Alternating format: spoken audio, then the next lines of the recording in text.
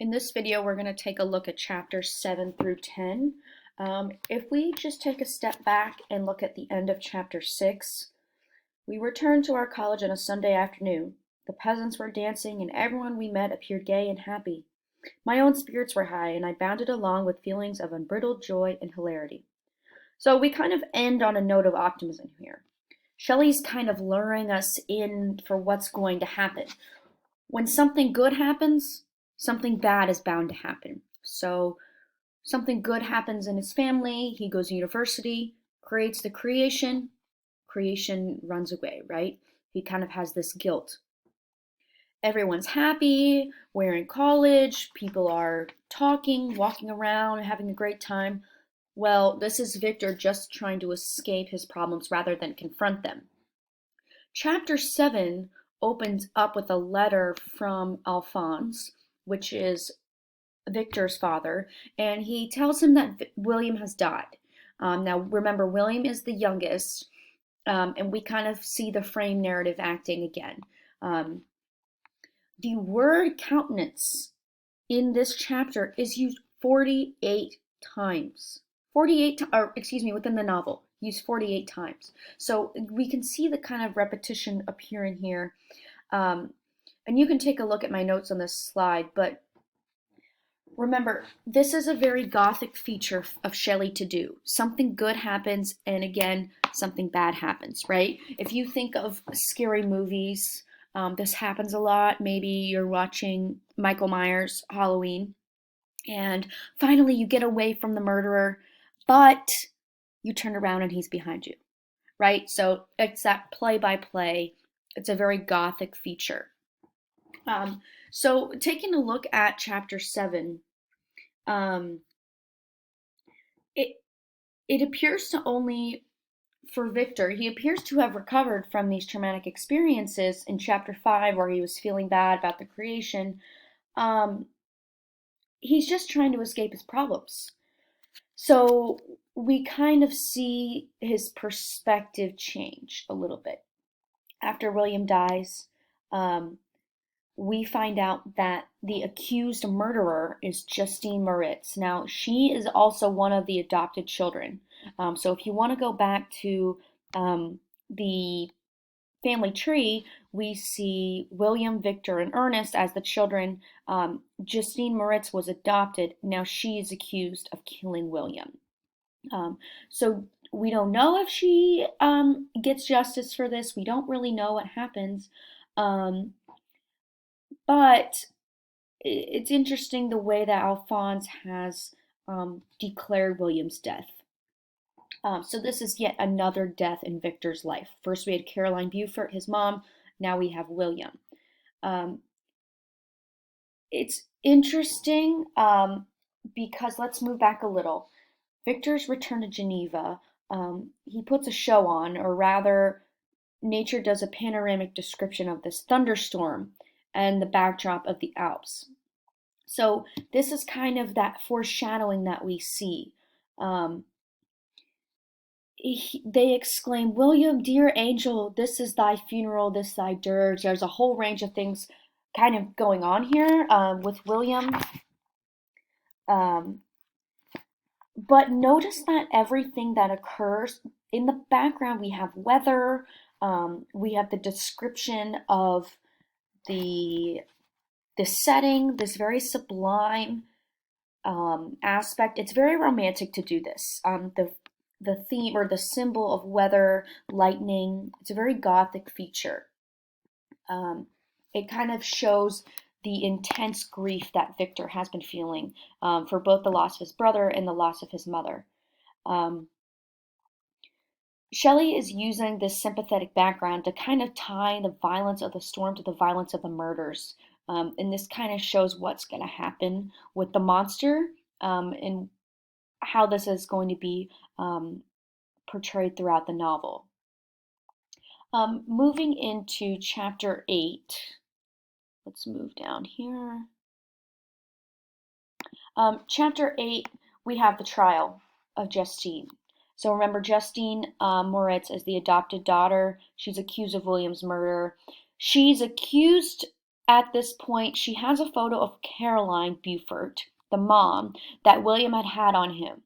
So at this point, we think she might get charged because she has something of William's in her pocket. Um, when in mourning we see the characters dressed in black, that means somebody has died.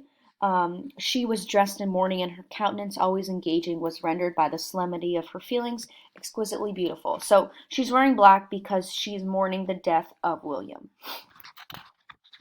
Um, Realistically, Justine is about to lose her life. Is there justice for Justine? We don't know how many real life cases actually fall victim to prejudice and misinterpretation. Um, which is why I'm going to have you do an assignment where you look at a case, a real life wrongfully convicted case, and see how these people have fallen victim to prejudice.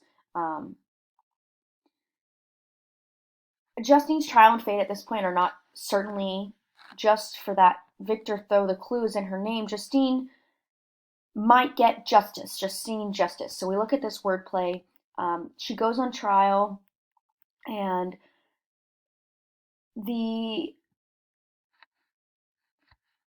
the outcome of this trial, unfortunately, is she's executed. Um, the only thing she asks by the end of the trial is, "Please absolve me of my sins." She wants to have absolution so she can go to heaven. She does not want to be excommunicated from the church. "I did confess, but I confessed a lie. I confessed that I might obtain absolution. But now that falsehood lies heavier at my heart than all my other sins. The God of heaven forgive me." So they threaten excommunication against her, but she wants to still be with the church. Unfortunately, she is executed and she dies. Um, so we move into chapter 9. Victor doesn't really care about Justine's death at all. Justine dies because of the actions of Victor. Justine died, she rested, and I was alive. The blood flowed freely in my veins, but a weight of despair and remorse pressed on my heart which nothing could remove. Now, we don't really hear much about Justine before this. We know that they don't really have a relationship, but this just kind of emphasizes Victor's self-centeredness, his arrogance, um, which is interesting.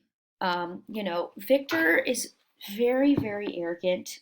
Um, by the end of the chapter, um, we see this repetition of words: grief, misery, desperate, fears, horror, despair.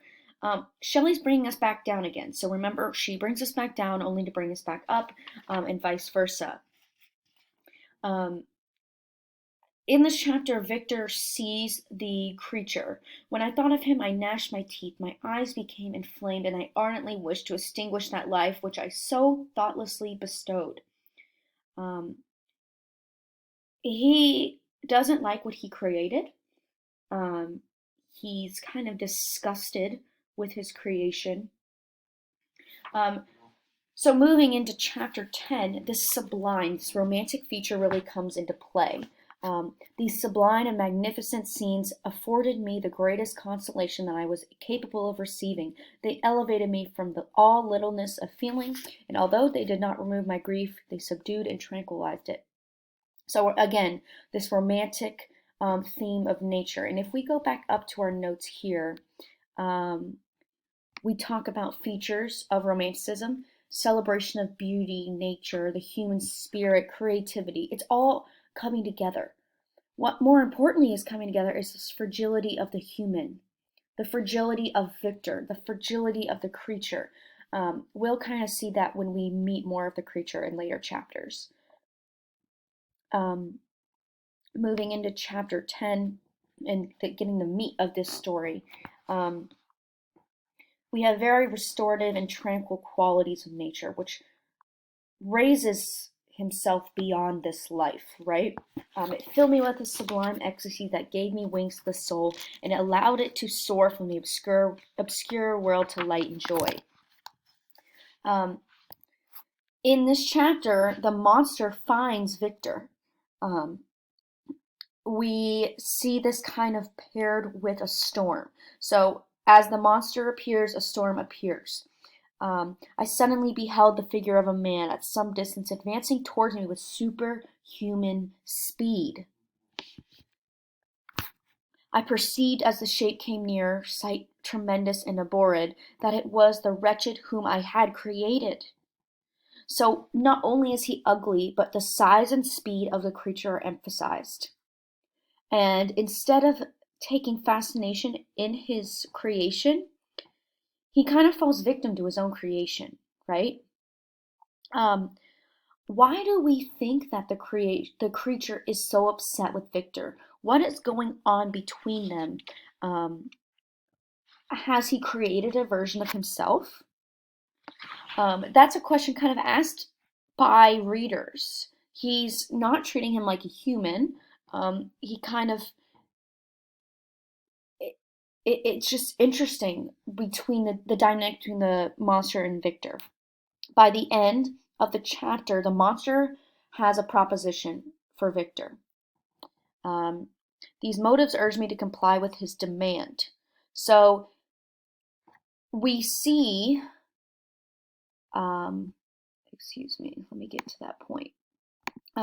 We see Victor kind of fall victim to his creation, right? He just asks him, treat me like a human. How can you do this to me? How could you have created me like this? Right? Cursed be the hands that formed you. You have made me wretched beyond expression. You have left me no power to consider whether I am just to you or not. Begone. Relieve me from the sight of your detested form. It's hard for the monster or for the creature at this point, um, because everyone sees him and they're afraid of him. Um, Victor also treats him poorly. On you it rests whether I quit forever the neighborhood of man and lead a harmless life, or become the scourge of your fellow creatures and the author of your own speedy ruin. Um, so this kind of draws us towards Paradise Lost. Paradise Lost is written by John Milton. I ought to be thy Adam, but I am rather the fallen angel whom thou drivest from joy for no misdeed. Paradise Lost details the creation story and the fall of Adam. So the creature is very well read, comparing himself to Adam. But instead, he feels like Satan, who was driven away from heaven. But unlike Satan, the creature does not know what he did wrong to deserve this. At this point, I kind of want to leave on a note where we kind of compare Walton to Frankenstein. Walton wants to discover something new, where Frankenstein wants to create this life. They're both brilliant, they're both intelligent. But Walton accepts that he's facing a good chance of dying, where Frankenstein rejects this idea and he tries to create life out of death. He desires to have friends, where Frankenstein pushes his family away, his friends away. We see the differences between the two characters, but also the similarities.